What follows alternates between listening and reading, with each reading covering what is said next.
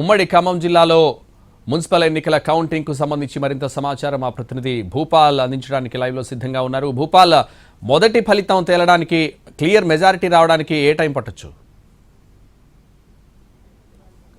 సంతోష్, ఉమ్మడి ఖమ్మం జిల్లాలో 7 మున్సిపాలిటీలు ఒక కార్పొరేషన్కి ఎన్నిక జరుగుతుంది. దానికి సంబంధించి అంటే ఇప్పుడే మొదటి రౌండ్కు సంబంధించి అంటే ఎన్నికకి కౌంటింగ్ కోసం సిబ్బంది రావాలనుకుంటూ అన్ని చోట్ల అన్ని కౌంటింగ్ కేంద్రాలు అనౌన్స్ చేయడం అయితే జరిగింది.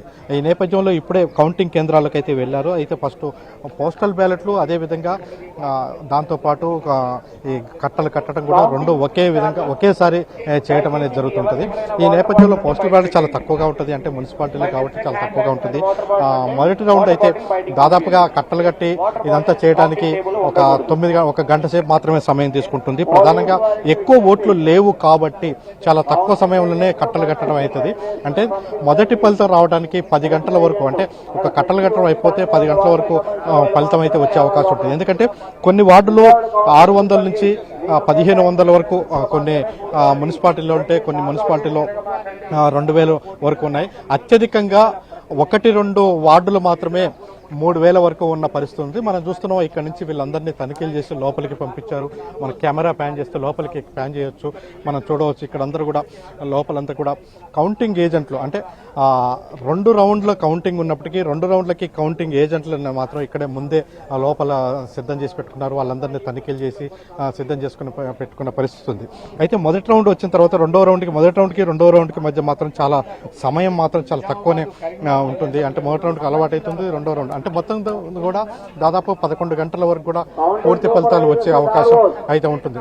ప్రధానంగా మొత్తం ఖమ్మం జిల్లాలో 10 నియోజకవర్గాలు ఉంటాయి. 10 నియోజకవర్గాల్లో ఖమ్మం, భద్రాచలం, పినపాక ఈ 3 నియోజకవర్గాలు మాత్రం మున్సిపల్ ఎన్నికలు జరగట్లేదు.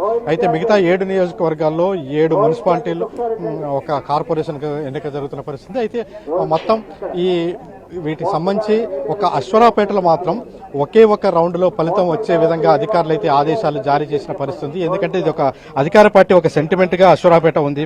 గత అసెంబ్లీ ఎన్నికల్లో కూడా అశ్వరావుపేట మొట్టమొదటి ఫలితం రావడంతో ఆ మొట్టమొదటి ఫలితం కాంగ్రెస్ కు వచ్చిన విషయం తెలిసింది.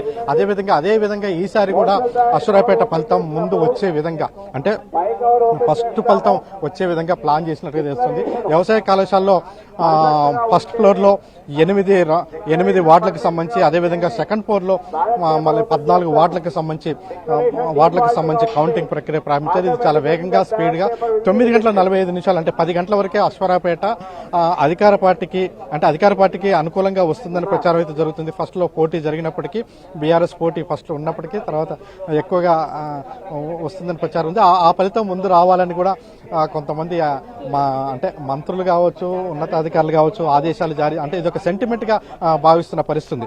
ఇంకా మొత్తం మీద చూసినట్టయితే గతంలో కంటే కూడా కొంత పోలింగ్ పర్సెంటేజ్ అయితే ఈసారి చూసినప్పుడు ఈ ఎన్నికల్లో కొంత పోలింగ్ పర్సెంటేజ్ కూడా తగ్గింది. ఇంతకుముందు జరిగిన ఎన్నికలకు సంబంధించి, ఇప్పుడు ఎన్నికలకు సంబంధించి చూసినట్టయితే కొత్తగా మున్సిపాలిటీలు ఏర్పడ్డాయి. అది కల్లూరు, ఏదులాపురం కొత్త మున్సిపాలిటీలు ఏర్పడ్డాయి. ఈ కొత్త మున్సిపాలిటీలు ఏర్పడిన దాంట్లో కొత్త మున్సిపాలిటీ అయితే పోలింగ్ మాత్రం చాలా ఎక్కువగా నమోదైంది. అదే పాత మున్సిపాలిటీలైన, అంటే గతంలోనే కొత్తగూడెం, ఇల్లందు, మదిరా, సత్తుపల్లి, వైరాల మాత్రం పోలింగ్ పర్సెంటేజ్ కొంత మేరకు తగ్గింది. పంచాయతీ ఎన్నికల్లో వచ్చినటువంటి ఓటింగ్, పంచాయతీ ఎన్నికల్లో దాదాపుగా మొత్తం జిల్లాలో 90% పోలింగ్ అయితే ఈసారి మాత్రం 70 నుంచి 80% మాత్రమే పోలింగ్ అయింది. అయితే ఈ పోలింగ్ అంచనా వేయటం కొంత ఇబ్బందికరమైన పరిస్థితి ఉంటుంది. అయినప్పటికీ మొత్తం ఇప్పటికే కల్లూరులో బీఆర్ఎస్ మొట్టమొదటి గెలుస్తుందని చెప్పారు. ఆ నేపథ్యంలో నిన్న బీఆర్ఎస్ నుంచి గెలిచిన వాళ్ళు క్యాంపుకు కూడా తీసుకెళ్లిన పరిస్థితి. అయితే ఈ రోజు మధ్యాహ్నం 12 గంటల వరకు అయితే కొత్తగూడెం ఫలితం రావచ్చు. కొత్తగూడెం ఫలితంతో మొత్తం పూర్తి ఫలితాలు వచ్చే అవకాశం ఉంది. కొంత మిగతా మున్సిపాలిటీలు అన్నింటిలో కూడా ముందే వస్తే, ఒక కొత్తగూడెం కార్పొరేషన్ 60 డివిజన్లు ఉండడం వల్ల కొంత